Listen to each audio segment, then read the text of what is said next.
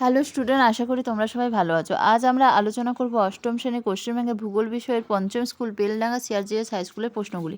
যারা চ্যানেলটিতে নতুন আছো তারা চ্যানেলটিকে সাবস্ক্রাইব করে নাও এবং পুনরায় চ্যানেলটিকে লাইক এবং শেয়ার করতে ভুলো না। চলো দেখা যায় এই স্কুলটিতে কী কী প্রশ্ন দেওয়া রয়েছে। তো স্কুলটি হচ্ছে বেলডাঙ্গা সিআরজিএস হাই স্কুল এইচএস। এর একের দাগে বলা হয়েছে সঠিক উত্তরটি বেছে নিয়ে লেখো। যে কোনো ছয়টি, এখানে 6টি প্রশ্ন উত্তর দিতে বলা হয়েছে এবং 4টি অপশনের মধ্যে একটি অপশন সঠিক হবে, সেই সঠিক অপশনটি বেছে নিতে বলা হয়েছে। একের দাগে বলা হয়েছে পৃথিবীর অভ্যন্তরে প্রধান স্তর হলো এ 2টি, বি 3টি, সি 4টি, ডি 5টি। এখন সঠিক উত্তরটি হয়ে যাবে বি 3টি। এই 3টি স্তর কী কী হলো? ভূত্বক, গুরুমণ্ডল এবং কেন্দ্রমণ্ডল। এই 3টি স্তর নিয়ে পৃথিবীর অভ্যন্তরভাগ গঠিত।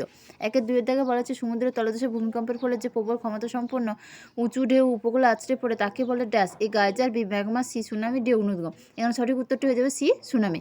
একের 3 দাগে বলা হয়েছে আগ্নেয়শিলার একটি উদাহরণ হলো এ বেলে পাথর, বি চুনাপাথর, সি মার্বেল, ডি ব্যাসাল। এখন সঠিক উত্তরটি হয়ে যাবে ডি ব্যাসাল। তোমরা আরেকটি আগ্নেয়শিলার উদাহরণ দাও। একের 4 দাগে বলা হয়েছে দারুচিনির দ্বীপ বলা হয় এ শ্রীলঙ্কাকে, বি মায়ানমারকে, সি পাকিস্তানকে, ডি ভুটানকে। এখানে সঠিক উত্তর হয়ে যাবে এ শ্রীলঙ্কাকে। দারুচিনির দ্বীপ বলা হয় শ্রীলঙ্কাকে।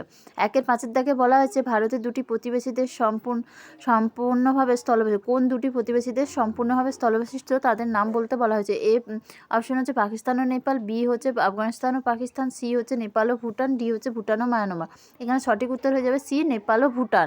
এই দুটি দেশ সম্পূর্ণভাবে স্থলবেষ্টিত এবং যারা হচ্ছে ভারতের প্রতিবেশী দেশ, এদের কোনো সামুদ্রিক সীমানা নেই। একের 6 দাগে বলা হয়েছে মহাদেশ সঞ্চরণ তত্ত্বের প্রস্তাব করেন যে বিজ্ঞানী, তার নাম A Wegener, B Morgan, C Hess, D Wilson. এখানে সঠিক উত্তর হয়ে যাবে এ ওয়েগনার। মহাদেশ সঞ্চরণ তত্ত্ব প্রস্তাব করেন যে বিজ্ঞানী, তার নাম হচ্ছে কি এ ওয়েগনার। একের 7 দাগে বলা হয়েছে সকল প্রকার মাধ্যমের মধ্যে দিয়ে গতিশীল ভূমিকম্প তরঙ্গটি হলো এ পি তরঙ্গ, বি এস তরঙ্গ, সি এল তরঙ্গ, ডি সকল প্রকার তরঙ্গ।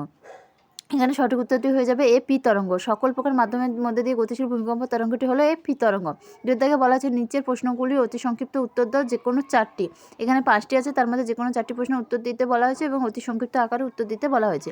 2 একের দাগে বলা হয়েছে ভূমিকম্পের তীব্রতা মাপা যন্ত্রের নাম কি? ভূমিকম্পের তীব্রতা মাপা যন্ত্রের নাম রিক্টার স্কেল। 2 দাগে বলা হয়েছে পেন্সিলের শীষ কোন শিলা দিয়ে তৈরি হয়? পেন্সিলের শীষ গ্রাফাইট শিলা দিয়ে তৈরি হয়। 3 দাগে বলা আছে লুম্বিনী কোন দেশে দর্শনীয় স্থান? লুম্বিনী হচ্ছে নেপালে অবস্থিত এবং এখানকার দর্শনীয় স্থান যেখানে গৌতম বুদ্ধ জন্মগ্রহণ করেছিলেন। 4 দাগে বলা হয়েছে ভূপৃষ্ঠ থেকে পৃথিবীর কেন্দ্রের দূরত্ব কত? ভূপৃষ্ঠ থেকে পৃথিবীর কেন্দ্রের দূরত্ব কত? না 6370 কিলোমিটার। ভূপৃষ্ঠ থেকে পৃথিবীর দূরত্ব 6370 কিলোমিটার। 5 দাগে বলা হয়েছে কত সালে সার্ক গঠিত হয়? না সার্ক কত সালে গঠিত হয়েছে? না 1950 সালে সার্ক গঠিত হয়েছে এবং সদর দপ্তর হচ্ছে কাঠমান্ডুতে।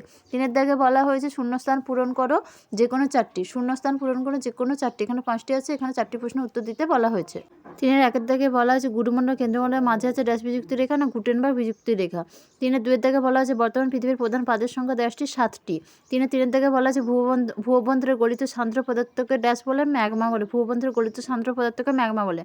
4 দাগে বলা হয়েছে বেলে পাথর রূপান্তরিত হয়ে যেতে পরিণত হয় না বেলে পাথর রূপান্তরিত হয়ে কোয়ার্জে পরিণত হয়। ভারতের প্রতিবেশী দেশের ড্যাশকে বজ্রপাতের দেশ বলা হয়? ভারতের প্রতিবেশী দেশে ভুটানকে বজ্রপাতের দেশ বলা হয়। 4 দাগে বলা আছে অনধিক 50 শব্দে উত্তর দাও যে কোনো 2টি। 50 শব্দের মধ্যে উত্তর দিতে বলা হয়েছে যে কোনো 2টি প্রশ্নে। 1 দাগে বলা হয়েছে অভিসারী ও অপসারী পাতসীমানায় পাতের চলনের প্রভাবে কী ঘটনা ঘটে? অভিসারী ও অপসারী পাতসীমানায় পাতের চলনের ফলে কী ঘটনা ঘটে? সঠিক উত্তর আমরা পেয়ে যাবো রায়মার্টিন সহায়িকা 39 নম্বর পেজে। 2 দাগে বলা হয়েছে মৃত্তিকা সৃষ্টিতে খনিজের ভূমিকা ব্যাখ্যা করে। মৃত্তিকা সৃষ্টিতে খনিজের ব্যাখ্যা করে সঠিক উত্তর আমরা পেয়ে যাবো রায়মার্টিন সহায়িকার 102 নম্বর পেজে। 3 দাগে বলা হয়েছে ম্যাগমা ও লাভার মধ্যে পার্থক্য কী? ম্যাগমা ও লাভার মধ্যে পার্থক্য কী? সঠিক উত্তর আমরা পেয়ে যাবো টেক্সটের 2 নম্বর পেজে এবং রায়মার্টিন সহায়িকা 18 নম্বর পেজে। 4 দাগে বলা হচ্ছে ভারতকে কেন উপমহাদেশ বলা হয়? সঠিক উত্তর আমরা পেয়ে যাবো টেক্সটে 74 নম্বর পেজে এবং রায়মার্টিন সহায়িকা 294 নম্বর পেজে। 4 দাগে বলা হচ্ছে অনধিক 80 শব্দে উত্তর দাও যে কোনো 2টি প্রশ্নে। 1 দাগে বলা হচ্ছে উৎপত্তি অনুসারে আগ্নেয়শিলা শ্রেণীবিভাগ করে সঠিক উত্তর আমরা পেয়ে যাবো টেক্সটের 20 নম্বর পেজে এবং রায়মার্টিন সহায়িকা 93 নম্বর পেজে। 2 দাগে বলা হয়েছে চিত্রসহ পৃথিবীর অভ্যন্তর ভাগের গঠন বর্ণনা করো। এর সঠিক উত্তর আমরা পেয়ে যাবো রায়মার্টিন টেক্সটের 6 থেকে 6 নম্বর পেজে এবং রায়মার্টিন সহায়িকা 10 নম্বর পেজে। 3 দাগে বলা হয়েছে কীভাবে দুটি পাতের সংঘর্ষে ভঙ্গিল পর্বতের সৃষ্টি হয় তার চিত্রসহ ব্যাখ্যা করো। কীভাবে দুটি পাতের সংঘর্ষে ভঙ্গিল পর্বতের সৃষ্টি হয় তার চিত্রসহ ব্যাখ্যা সঠিক উত্তর আমরা পেয়ে যাবো রায়মার্টিন সহায়িকা 40 পেজে। 4 দাগে বলা হয়েছে নেপালের অধিবাসীদের অর্থনৈতিক কার্যাবলীর বিবরণ দাও।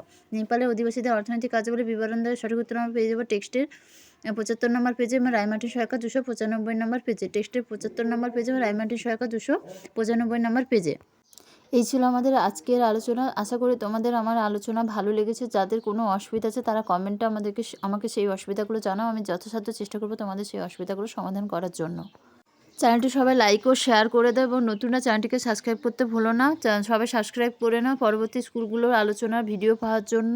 এরকম সুন্দর সুন্দর আলোচনা পাওয়ার জন্য অবশ্যই চ্যানেলটিকে সবাই সাবস্ক্রাইব করে নেবে। চলো আজ এখানেই শেষ করলাম। সবাই ভালো থেকো, সুস্থ থেকো। কাল আবার দেখা হবে নতুন আরেকটি স্কুলের আলোচনা নিয়ে।